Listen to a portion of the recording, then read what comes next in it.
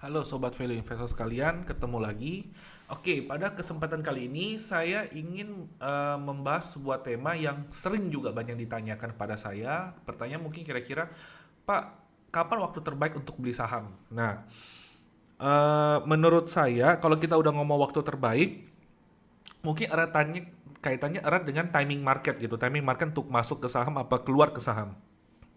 Jika udah ngomong timing market, saya pribadi suka bilang timing market itu sama sekali nggak ada guna gitu loh, nggak bukan nggak ada guna, itu nggak ada sebenarnya, nggak ada. Jadi nggak usah seperti video yang seperti yang saya bilang tadi, yang sebelumnya ini ada yang saya bilang kita mesti kontrol apa yang bisa kita kontrol, lupakan apa yang nggak bisa kita kontrol.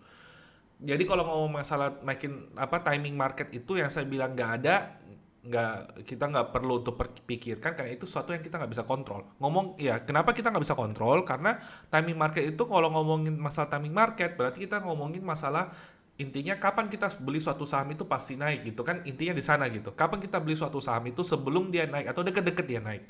Kembali lagi saya mau bilang pada sobat value investor sekalian, saya bisa pastikan, saya bisa garansi, ya, nggak ada seorang pun di dunia ini yang bakal tahu kapan harga saham akan naik. Ya, saya ulang sekali lagi ya, nggak ada satu orang pun di dunia ini yang tahu kapan harga saham akan naik. Nggak ada, sama sekali nggak ada. Ya, kalaupun ada yang kalau untuk ada yang ya kalau pamer ada yang prediksi mungkin banyak, tapi ini konsepnya prediksi ya, tapi nggak ada satupun yang tahu dan memang selalu tepat 100% dia tahu kemana pergerakan harga gitu. Ini bukan kita ngomong cuma bukan masalah harga saham aja ya, cuma semua harga komoditas mungkin juga ya, semua kita ngomong masalah harga. eh Kenapa saya bilang nggak ada? Karena kita tahu sendiri market itu terbentuk dari keputusan-keputusan tiap-tiap individu yang bertransaksi di dalamnya. Nah, jangan kan ngomong tiap-tiap banyak individu kan berarti kan itu. Jangan kan ngomong banyak individu. Untuk ngomongin satu individu aja, kita emang tahu dia punya pikiran tuh lagi kemana dan lagi merasa bullish apa bearish. Agak susah kan? Bukan susah, mustahil buat tahu. Apalagi ini banyak kumpul individu. Berarti kita mesti hitungin kira-kira, oh yang bearish sekian persen, yang bullish sekian persen, derajat bullishnya sekian. Ini kan terus mau dibawa kemana harga ini kan gitu. Agak simpelnya kalau mau kita benar-benar pikir secara ilmiah hitungnya memang kan gitu kan. Cuman jadi makanya saya bilang nggak ada seorang pun di dunia ini yang bakal tahu suatu harga itu bakal mau kemana. Nggak ada satupun, ya nggak ada satupun. Kalaupun ada yang bilang dia bisa tahu suatu harga itu bakal mau kemana, saya bisa pastikan itu niatnya cuma ada dua. Pertama, dia cuma ingin berbohong, ya cuma ingin berbohong pada kita. Kedua, yang lebih parah lagi, dia berusaha menipu sesuatu dari kita. Ya, saya ulang lagi, kalau pamannya ada seseorang yang mengaku tahu harga sebuah saham mau kemana, atau harga komoditas suatu harga lah mau kemana, itu cuma dua. Satu, dia berusaha untuk berbohong aja, ini kemungkinan terbaiknya. Kedua, dia berusaha untuk menipu sesuatu dari kita, entah itu nipu uang kita, entah itu nipu waktu kita, entah itu nipu kita punya kepercayaan dan lain-lain.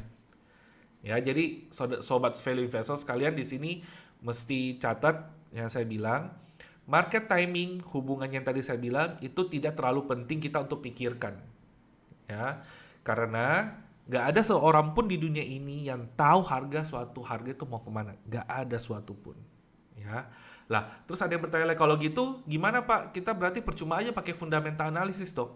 Ya nggak, justru karena kita nggak tahu, ya justru karena kita nggak tahu, kita perlu fundamental analysis untuk menilai resiko kita. Kembali lagi seperti yang saya bilang, kontrol yang video saya sebelumnya, teman-teman bisa nonton, kontrol apa yang kita bisa kontrol, lupakan apa yang kita nggak bisa kontrol. Ya, yang kita bisa kontrol harga pembelian kita, jangan sampai kita beli sahamnya itu kemahalan. Karena banyak faktor yang kita nggak bisa kontrol gitu loh. Tapi kalau kita udah bisa kontrol harga pembelian, setidaknya kalau hal-hal yang kita nggak bisa kontrol yang terjadi, kita masih ada bantalan safety. Kita masih ada bantalan gitu. Nanggap ya. Nah, jadi karena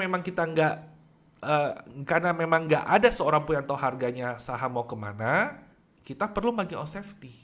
Kita perlu analisa fundamental analis. Ya, kita perlu itu. Ya, karena nggak ada seorang pun tahu harga mau kemana gitu.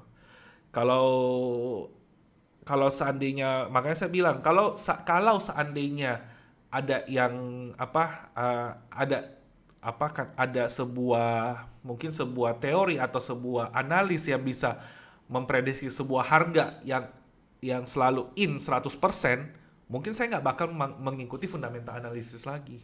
Mungkin saya tidak akan mempraktekkan value investing lagi sama investasi-investasi saham saya. Justru saya tahu tidak ada seorang pun di dunia ini yang bisa memprediksi suatu harga, barulah saya memilih value investing sebagai pendekatan untuk meminimalkan resiko yang terjadi. Jangan sampai kita beli kemahalan. Ya, karena seandainya kalau ketidakpastian itu terjadi, kita masih tidak rugi karena masih ada bantalan. Ya, sobat value investor sekalian. Jadi di sini seperti yang saya bilang di awal, market timing kita nggak usah terlalu peduli. Selagi kita udah kerjakan PR kita dengan benar, kita udah analisa dengan benar, kita udah yakin terhadap apa yang kita punya, ya, barulah dan uangnya sudah ready, uang dinginnya itu sudah ready untuk investasi, barulah kita membeli saham itu. Ya, nangkep ya, sampai di sini ya. Sorry, sampai di sini ya. Jadi, ya udah, kalau memang kita udah kerjakan PR kita, ya kita tinggal beli sahamnya, ya kita meminimalkan resiko kita, lalu sambil menunggu saham itu berkinerja sesuai dengan perhitungan-perhitungan kita, ekspektasi kita. Seandainya kalau memang perhitungan kita salah, kita nggak terlalu terpengaruh mungkin, dan mungkin kita nggak rugi karena kita masih ada margin of safety kita, masih ada MOS. Oke, sampai di sini dulu sobat value investor sekalian, ketemu lagi di penjelasan berikutnya. Bye.